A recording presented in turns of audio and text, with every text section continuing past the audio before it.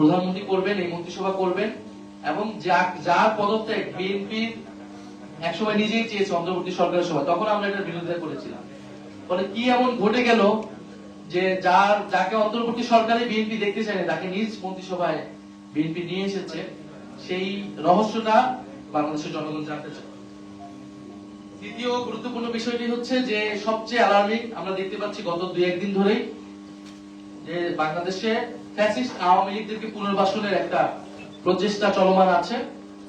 বিভিন্ন জেলা উপজেলায় আওয়ামী লীগের কার্যালয় খুলে দেওয়া হচ্ছে এবং মিডিয়াগুলোতেও কিছু কিছু মিডিয়া সেটাকে ব্যাপকভাবে প্রচার করছে, এমন ভাবে যেন উৎসাহ দেওয়া হচ্ছে।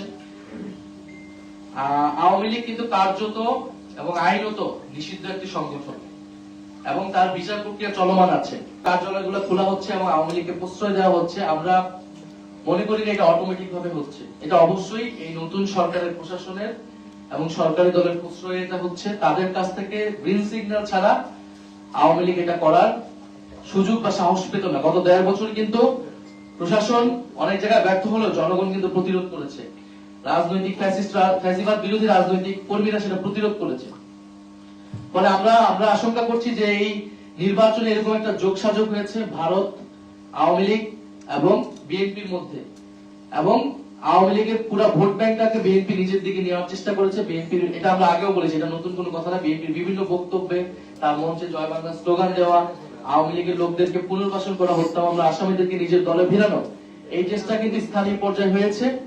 কিন্তু এইটা যদি এখন আওয়ামী লীগ সেটার বিনিময়ে, এই ভোট ব্যাংকের বিনিময়ে যদি আওয়ামী লীগের রাজনীতিকে পুনর্বাসনের চেষ্টা করা হয়, তাদের কার্যক্রমকে সুযোগ করে দেওয়া হয়, তাহলে তা কঠোরভাবে প্রতিহত করা হবে।